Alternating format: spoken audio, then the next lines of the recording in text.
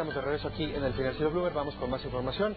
El sector industrial es estratégico para maximizar el potencial de los cambios estructurales implementados, pues permite así aumentar la capacidad de generar valor agregado y fortalecer las cadenas productivas nacionales. Países como Alemania y Corea del Sur han pasado por intensas etapas de industrialización que ha potenciado su crecimiento económico. Elena tiene un gráfico al respecto. Carlos, se trata de la inversión en investigación y desarrollo de diversos países como porcentaje de su Producto Interno Bruto. Vemos que Corea del Sur es uno de los países que lidera esta categoría, invirtiendo el 4.05% de su PIB anualmente en este rubro de investigación y desarrollo. Alemania, para sorpresa de muchos, se queda un poco abajo, 2.92% de su PIB. Y México, evidentemente, mucho más atrás que estos países, el 0.43% del Producto Interno Bruto se destina al rubro de investigación en desarrollo, de acuerdo a datos del Banco Mundial de 2013, Carlos. Gracias, Elena. Menos de 0.5% se destina a este rubro. Bueno, para comentar sobre el tema, saludo con gusto a José Luis de la Cruz, quien es director general del Instituto para el Desarrollo Industrial y el Crecimiento Económico, el IDIC. José Luis, muy buenos días. Muy buenos días. Buenos días. José Luis, bueno, hicieron dos giras de trabajo, una en Alemania y una en Corea del Sur, para conocer qué están haciendo estos países, ¿no? Quisiera que nos platicaras qué es lo que están haciendo bien estas dos potencias económicas. Bueno, efectivamente nos interesaba tener un acercamiento de primera mano respecto a dos países en donde la política industrial fundamentalmente es una estrategia de Estado y en donde no nada más el Estado tiene esa definición.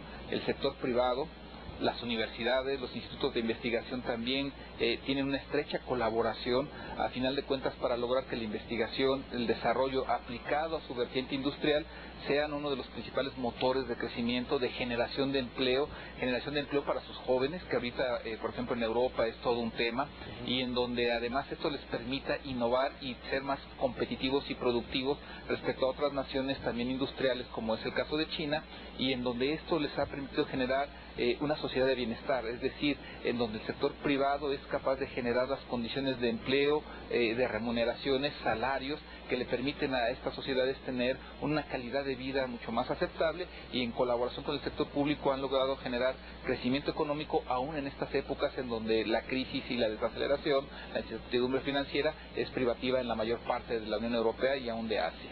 Bueno, Silvio, revisando este reporte que hicieron sobre la gira de trabajo, señalan que les llamó la atención la cultura de colaboración público-privada en Alemania. ¿Cómo funciona? Bueno, para nosotros fue todo un descubrimiento el ver primero que el sector privado en Alemania, las principales confederaciones empresariales conviven en un solo edificio, es decir, tienen una comunicación por fuerza, y en donde esta comunicación lo que les permite es lograr puntos de acuerdo, en donde logran generar algunos acercamientos y presentarlos al sector público como tal. Esto a su vez al gobierno le permite tomar decisiones de política económica, de política pública muy cercanas a las necesidades empresariales, a las necesidades industriales, y en este sentido ser más eficaces en la distribución de recursos, en la implementación de programas, y el sector privado, por lo tanto, el primer paso que da es el tener este acercamiento de comunicación que le facilita la vida también al sector público. Y para el caso de Corea del Sur, José Luis, encontraron ustedes que han apostado en las políticas públicas al desarrollo local de sus industrias, sobre todo de la automotriz a partir del acero, que algo de eso podríamos aprender aquí en México o implementarlo con una industria creciente como la que tenemos. Bueno, Corea del Sur, al igual que en Alemania, pero muy marcado en Corea del Sur, lo que se tiene en claro es que lo hecho en Corea es muy importante, es decir, tener marcas propias, en los años 70 haber apostado por desarrollar en aquel momento industrias que estaban rezagadas respecto al resto del mundo, pero que ellos veían industrias como la automotriz, el acero, la química, la electrónica, ellos veían que eran las del futuro, les apostaron a inversión, a desarrollarlas, y hoy en día pues todos conocemos el caso en donde estas marcas compiten globalmente y en donde ahora buscan pasar de lo hecho en Corea a lo pensado en Corea, es decir, ya no nada más es manufacturar en dicho país, sino el que sean desarrollos propios manufacturados en Corea, ahora también manufacturados en el mundo. Es muy claro, ellos saben que tienen que competir globalmente, todos los países lo debemos hacer, pero en donde los mayores beneficios recaen en un país cuando se piensa, se fabrica, se diseña en este país, y entonces se sacan inversiones al resto del mundo para poder estar justamente en cualquier país compitiendo. Ahora, José Luis, hace unas semanas, a lo mejor un mes, el presidente Enrique Peña Nieto habló de esta división del país por zonas comerciales productivas. algo de lo que se está haciendo en Corea del Sur y en Alemania se podría implementar aquí? Es decir, ¿ellos tienen también dividido el país por regiones económicas o no lo tienen así? Bueno, efectivamente, me parece que mucho de la experiencia que se tiene en países como Corea del Sur pueden ser muy cercanas a nuestro México, porque efectivamente en las empresas de acero, las empresas automotrices, de la electrónica y ahora el propio gobierno coreano se están mudando a zonas específicamente desarrolladas con toda la infraestructura en comunicaciones, telecomunicaciones, construcción, para hacerlas más competitivas, más productivas. Este anuncio del presidente me parece que es un primer paso que va en el sentido correcto de reindustrializar abiertamente al país, y obviamente hablamos de una industrialización moderna, es decir, en donde no estamos hablando de aquellas empresas que contaminaban, sino en empresas de manufactura moderna, electrónica, computación, en donde esto nos permita a nosotros superar esta división social y económica que tenemos entre el norte y sur del país. El presidente habló muy claramente de esta necesidad de reindustrializar el sur, el sureste, en donde existe la mayor pobreza y en donde evidentemente el desafío es no frenar al centro y al norte de la República, sino buscar ciertos complementos en donde la parte industrial, el desarrollo industrial, sea el mecanismo para superar la falta de crecimiento y los rezagos sociales. Ahora, eso es algo que me llamó la atención revisando este estudio de la gira de trabajo, es que Corea del Sur apostó por un proyecto largo de país y fue incluso en contra de las recomendaciones que le hizo el Banco Mundial para poder industrializar su país. ¿En México sucede esto? ¿Tenemos proyectos de largo plazo? Bueno, lamentablemente me parece que apenas estamos comenzando a dar algunos pasos en ese sentido. Estas iniciativas, por ejemplo la última que está ya aprobada en Cámara de Diputados, de la Ley de Productividad y Competitividad, que justamente busca ir a generar programas que estén actualizados por lo menos con una visión de 20 años, va justamente en ese sentido.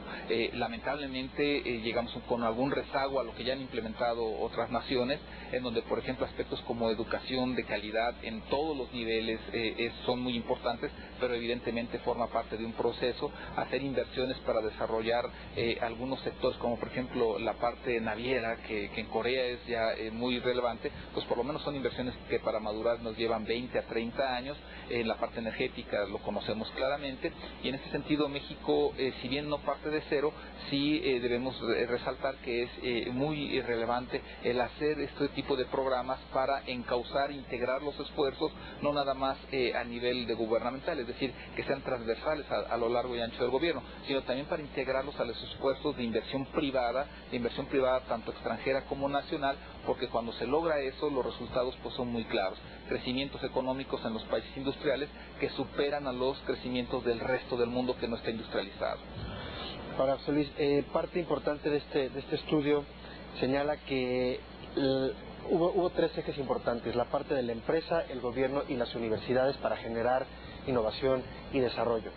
El conjunto de estos tres ejes, digamos. En México, ¿cómo estamos? ¿Hay alguna parte de esta cadena que se está rompiendo o sí están funcionando bien la iniciativa privada, el gobierno y las instituciones de enseñanza? Me parece que ahí es justamente el esfuerzo, el paso que tenemos que dar. Lamentablemente los esfuerzos de los gobiernos no necesariamente están alineados con los objetivos de inversión privada que hay en el país, tanto nacional como extranjera, y la universidad no necesariamente está vinculada a estas necesidades de desarrollo empresarial, de desarrollo industrial. En este sentido, tener iniciativas que vinculen la educación, que la educación es un motor de movilidad social, pero también de fomento de productividad para las empresas, es relevante que se integren, que la innovación que se realiza en las empresas esté vinculada con la innovación que se realiza en las universidades.